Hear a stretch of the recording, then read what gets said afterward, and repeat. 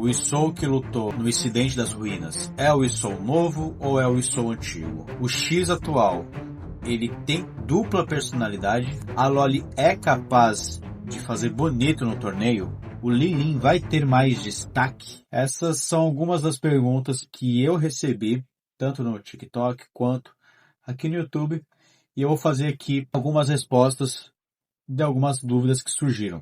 Então fica até o final do vídeo para ver se a sua pergunta aparece e se eu vou respondê-la. Meu nome é Matheus Stocco, eu sou o Pain, do Universo Pain, e esse aqui vai ser um vídeo de tira dúvida e de resposta nos comentários que eu venho recebendo dos últimos vídeos de To Be Hero X. Minha voz está um pouquinho ruim, peguei um resfriado essa semana, não estava nem postando nada, mas hoje resolvi fazer esse vídeo aqui porque tem aparecido bastante dúvidas nos comentários. Então vamos lá responder todas essas dúvidas. Então vamos começar aqui com o Cleus, que perguntou sobre o último vídeo do episódio 21, sobre o X. Isso é teoria? Onde foi confirmado que ele tem duas personalidades e cada uma não tem memória da outra? Bom, como eu também respondi para ele, foi o que eu entendi do episódio e eu vou trazer os fatos que fizeram eu acreditar que o X tem dupla personalidade e que uma não sabe muito bem o que a outra pensa. O primeiro fato ele é o atual X desse universo e ele está morando num apartamento simples. E o X, ele deveria morar na Torre dos Heróis, inclusive no andar dele. E o andar dele já foi mostrado nesta temporada. O Mike, ele foi visitar o X. Quando ele chegou no apartamento do X, tava tudo com aspecto de velho, com grama nascendo. Então isso aí até gerou uma curiosidade para mim e fez com que eu pensasse, criasse umas teorias aqui que ele pode ser um viajante do tempo, uma coisa louca aí, mas não vem ao caso nesse momento. Então, o primeiro fato é isso. Se ele é o X, por que ele não está na Torre do Herói? Então, eu acredito que o X, preto, vamos dizer assim, ele não quer ter essa vida de herói, então ele vive no apartamento dele. O segundo fato ele diz pro Smile, pro Sorriso, que não sabe como sobreviveu até agora, até esse momento. Então é mais um fator que comprova que ele de fato não sabe o que está se passando quando o X branco assume a matéria ali dele, o físico dele. O X, as poucas vezes que apareceu ele, e que uma delas foi contra a rainha, no estalar de dedos ele derrotou a rainha. Então assim, o X preto deveria saber como que o X branco derrota a rainha, se eles são a mesma pessoa. Mas pelo visto, o X branco ele tem os segredos dele que o X preto não faz ideia. E até o Sorriso, quando chega lá no apartamento do X, ele fala, por que você não estrala os dedos e troca e deixa eu falar com o outro, porque ele é mais realista, seu lado mais realista, ele fala, né? E aí o X preto fala, a minha filosofia é não fazer hora extra. Então isso dá a entender, todos esses aspectos dão a entender que o X realmente tem dupla personalidade e que uma não sabe da outra. Eu posso estar errado? Posso estar errado, claro. Não sou o autor da obra, mas essas pequenas peças que ficaram sobre a pouca aparição dele me fizeram entender que ele tem essa dupla personalidade, o que é muito bom, porque já que o X preto não sabe o que acontece com o X branco, ele também não corre risco. Apesar que agora a gente sabe que o Smile, o Sorriso, é amigo dele. Não sei como se criou essa amizade. É até interessante se isso for mostrado mais pra frente. E o Smile teve todo o cuidado do mundo para não revelar onde o X preto mora, porque ele provavelmente iria correr algum risco. Apesar que se bastasse ele estralar o dedo, mudar de personalidade, eu acho que esse risco seria praticamente zero. O outro fator que determina, que faz eu entender que ele tem dupla personalidade, é quando o X preto fala que só quer ter uma vida comum, que não quer ser herói, que quer desistir desse título, inclusive. Então ele só quer ter uma vida pacífica ali, comum, ele não quer nada disso. Mas ao contrário, o X branco ele continua a vencer os torneios, já venceu 2 torneios, um foi cancelado e agora ele está indo para o 4º. São vários fatores que alimentam esse meu entendimento. Uma outra dúvida que sempre aparece nos comentários, e esse aqui eu acho que é campeão de dúvida, é a questão do Isou. Esse Isou que presenciamos no acidente das ruínas, ele é o Isou antigo ou ele é o Isou novo? Bom, mais uma vez o anime ele não dá a resposta concreta, mas ele dá a entender quem é esse Isou. E no episódio 7, que pra mim é o melhor episódio até esse momento da animação, o episódio 20 foi incrível também, mas eu acho que na questão de clímax, música, arte, eu acho que o 7 teve tudo isso, foi nota máxima. Mas no episódio 7, que é o episódio do confronto do Isou novo contra o Isou antigo, após a conclusão do embate, é mostrado ali a ruína de como tudo ficou depois do último golpe de ambos, e vemos que um dos Isous ele se levanta.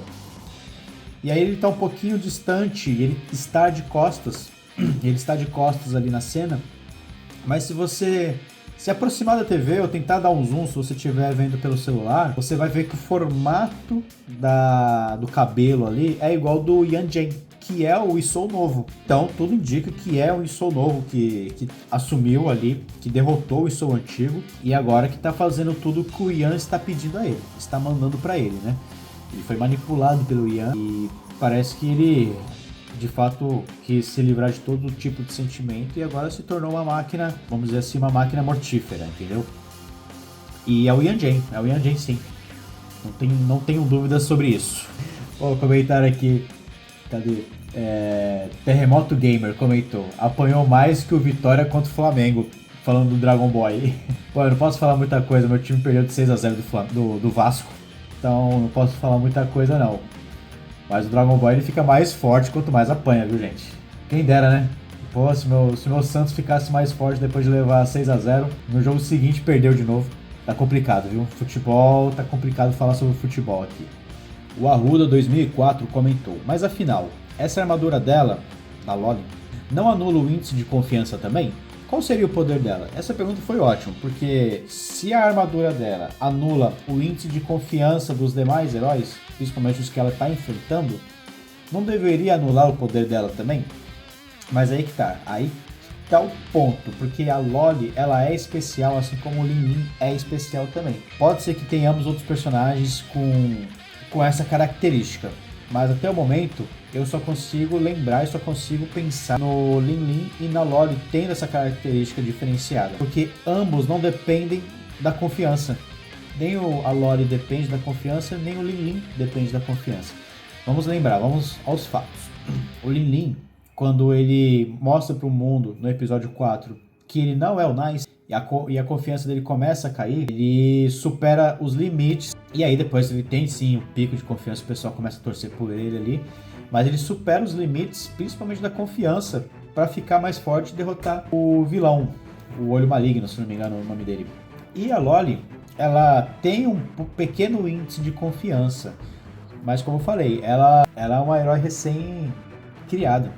O Nice é top 15. Como que ela consegue, na segunda parte ali da luta, consegue não só equilibrar, mas consegue desferir golpes no Nice e assim, ficar de igual para igual com ele? Porque ela também supera os limites. E aí ela não depende de confiança e não depende do medo. Ela depende somente da vontade dela. E o Lin Lin também. Então, a armadura em si não deixa ela fraca, porque mais pra frente a gente vai ver, acredito eu, que vai ter um desenvolvimento melhor da heroína. Mas essa questão da força de vontade pode ser uma terceira energia que ela tem e é o que vai dar esse poder para ela. Lógico, a armadura é poderosa, é tecnológica, anula poderes da confiança. Agora, não foi mostrado questão de poderes do medo. Então essa força de vontade, vamos dizer assim, essa energia da força de vontade é superior à energia da confiança e do medo, e ela tem a energia da força de vontade. E aí esse é o superpoder dela. Que aí ela consegue superar os limites e consegue se igualar no quesito força com os heróis. Mas a armadura dela também ajuda bastante, né? Tem um upgrade danado de bom. O Miu comentou: achei esse Nice mais fraco do que o Lin Lin de Nice, antes de entrar para o top 10. Então aqui ele quer dizer que o Lin Lin na pele de Nice foi um Nice melhor que o próprio Nice. Mais ou menos isso que ele quer dizer. E é verdade, o Nice original, vamos dizer assim, ele era uma pessoa boa. Ele tinha personalidade, ele tinha convicção, sonhos. Porém, tudo isso foi não só diminuindo com o tempo, mas também foi sumindo por conta do Shang-Chi, que começou a colocar muito peso, começou a manipular, começou a colocar na cabeça do Nice que ele tinha que se superar o quanto antes. E o Nice começou a meio que ter problemas psicológicos, vamos dizer assim, e começou a ficar ansioso, começou a querer alcançar a meta o quanto antes, mas ele era uma pessoa boa, ele tinha vontade sim de estar no topo, mas o Shang-Chi começou a colocar um peso que não era para ele carregar. E aí isso acabou sobrecarregando o Nice, que para tentar alcançar o quanto antes o top 10, ele começou a fazer coisas malignas, vamos dizer assim. E começou a utilizar a energia do medo para ficar mais forte. Mas não foi o suficiente. Já o Lin Lin, ele estava ali de coração puro também, estava entendendo a situação e ele queria ser mais heróico do que ser mais forte. Não era muito a pretensão dele alcançar o top 10. A senhorita Juan lá ficava também enchendo o saco dele. Só que o Nice, ele queria... Quer dizer, o Lin Lin, na pele do Nice, ele queria fazer as coisas da maneira correta e tudo mais.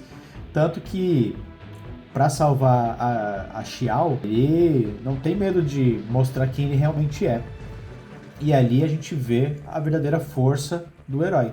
Por isso que, diferente do Nice, ele conseguiu ir mais longe. Porque o Nice se deixou levar pelas vontades de outra pessoa, vamos dizer assim.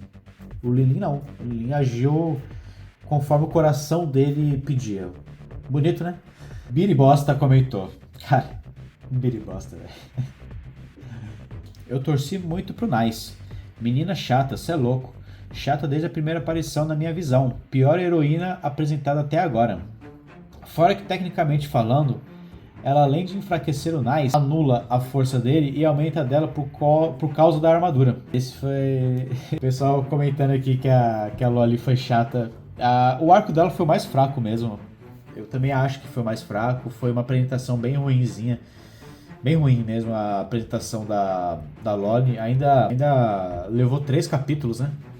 Dessa temporada. Eu também achei que foi uma apresentação bem fraca e maçante. Pra depois, quando ela aparece ali nas ruínas, aquele momento de luta com o Nice, aí sim eu achei que ela foi boa, achei que foi legal o conceito da personagem, mas essa apresentação dela também achei bem fraca mesmo, concordo com você. Não que ela seja chata, mas a ideologia dela de tipo querer mostrar que ela é forte apesar da aparência, não é algo que me convence muito assim. Eu entendo essa narrativa, eu entendo que essa narrativa possa ser comprada por algumas pessoas que acham que tem status ou tem alguma coisa porque as pessoas consideram a beleza dela superior. Eu acho que pode ter gente que vá comprar sim essa ideia, mas eu acho que na grande maioria, no modo geral, ninguém compra essa ideia. Mas beleza, dado essa introdução da personagem, essa ideia, eu achei também que não precisava de tantos capítulos assim pra introduzir a personagem. Eu acho que ficou legal a subnarrativa da Nunu com o pai dela, que é o Lâmina Fantasma. Eu achei que foi interessante essa ligação. O próprio DJ Shijing, que apareceu depois, eu achei super fraco. Nada a ver ele ser o Herói X também. Eu acho que o Lâmina Fantasma foi o melhor destaque desse arco, desse mini arco aí da Loli. E também a questão da apresentação do poder do medo. Também foi um destaque interessante. Eu acho que a Loli depois, quando ela apareceu ali no incidente das ruínas, foi muito melhor do que o próprio arco dela. Então concordo com você. Não que ela é chata pra caramba, porque eu acho que ela vai ser uma personagem importante. Agora ela tá com essa questão que o pai dela morreu, ela tá sentindo o peso da responsabilidade. Vai ser tipo um Homem-Aranha da vida, assim. Eu acho que ela vai depois ter muito destaque e vai ficar legal. Mas concordo que o arco dela foi bem fraco. Bom, pessoal, essas foram algumas dos comentários, algumas das mensagens que eu recebi aqui. Tem muito mais, só que eu acho que o vídeo já tá ficando um pouquinho longo já. Eu tô forçando bastante a minha voz, tá difícil. Não estou 100% ainda. E eu acho que hoje ainda vai sair o capítulo de One Piece. Eu vou ler, vou preparar roteiro para fazer análise do capítulo do One Piece. Graças a Deus vai sair. Eu não aguentava mais ficar esperando. E é isso, agradeço todos os comentários. Deixem mais comentários, que semana que vem eu vou fazer mais uma vez esse quadro. Espero manter ele pelo menos toda semana aí. To Be Hero X está chegando ao seu fim e não sei o que vai ser de mim, mas eu agradeço todo mundo que tem entrado no meu canal, tem me seguido.